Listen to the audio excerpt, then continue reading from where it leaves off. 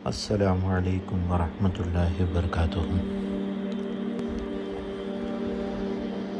الصلاۃ والسلام علیک یا رسول اللہ۔ بسم اللہ الرحمن الرحیم۔ آج کا سوال: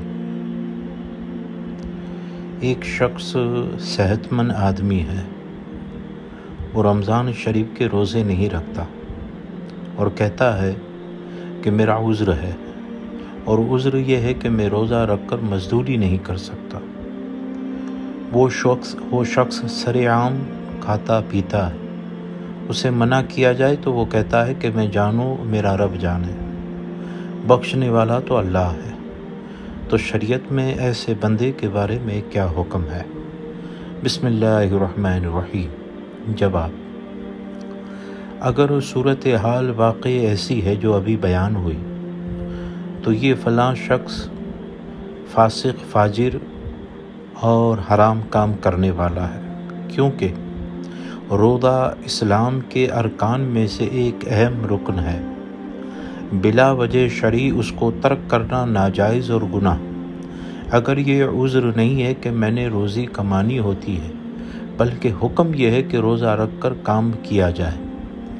اگر کام کی وجہ سے روزہ رکھنے میں دشواری آتی ہے تو کام کی مقدار کو کم کر لینی چاہیے، نہ کہ روزہ چھوڑ دیا جائے۔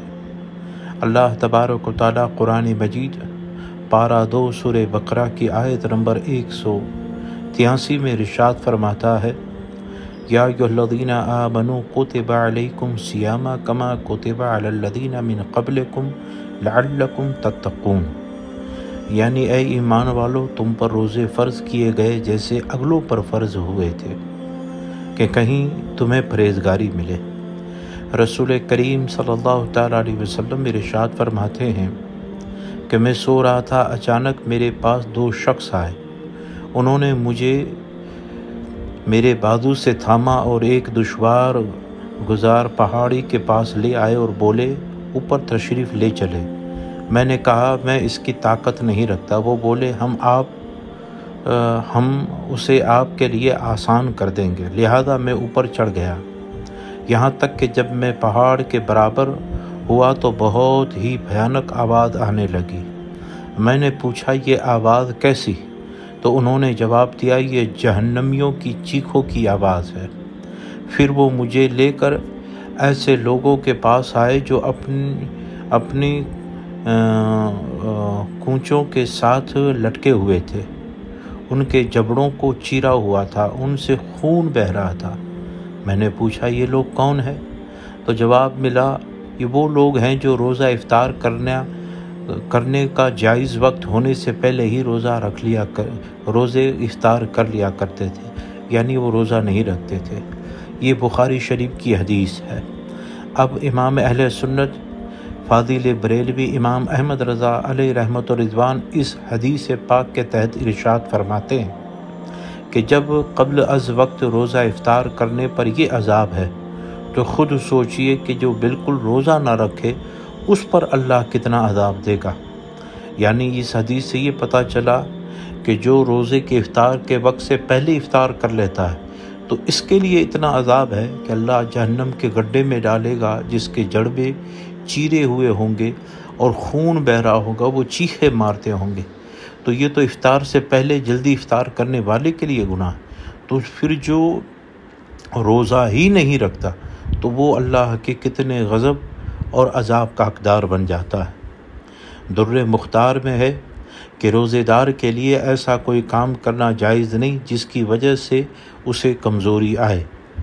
فتاوی رضویہ میں ہے کہ اگر دھوپ میں کام کرنے کے ساتھ روزہ ہو سکے تو آدمی مقیم ہو اور مسافر نہ ہو تو روزہ فرض ہے، اور اگر نہ ہو سکے تو روزہ رکھنے سے بیمار پڑ جائے اور وہ اسے نقصان پہنچائے تو مقیم اور غیر مسافر کو ایسا کام کرنا حرام ہے۔ فتاوی رضویہ جلد نمبر 20 صفحہ نمبر 228 میں یہ باتیں درج ہیں۔ اور رمضان کے دنوں میں فلاں شخص سرِ عام کھاتا پیتا ہو تو یہ ماہ رمضان کی توہین ہے۔ اگر سلطنت کی طرف سے اسلامی احکام جاری ہوتے تو ایسے آدمی کے خلاف سخت کام ہوتے، اور پھر ایسا شخص وہ کہتا ہو کہ اللہ بخش دے گا، تو اس کے حوالے سے یہ عرض ہے کہ اللہ تعالیٰ غفور و رحیم ہے، وہیں وہ جبار اور قہار بھی ہے۔ ہم مسلمان ہیں، ہمیں حکم ہے کہ اللہ تعالیٰ سے بخشش کی امید بھی رکھیں اور اس کی پکڑ سے بھی ڈریں، اس کے ساتھ احکاموں پر بھی عمل کریں، لہذا اپنے اوپر اس فعل سے توبہ کرے اور جتنے روزے چھوڑے ہیں ان کی قضا کرے۔ ایسے لوگ جو روزہ نہیں رکھتے سر عام، وہ فاسق اور فاجر ہے، وہ گناہگار ہے، تو ان کو چاہیے کہ وہ اللہ کے غضب کو دعوت نہ دے، بلکہ توبہ کرے، روزے رکھے جو چھوٹے ہیں اور اس کی قضا بھی کرے۔ الصلاۃ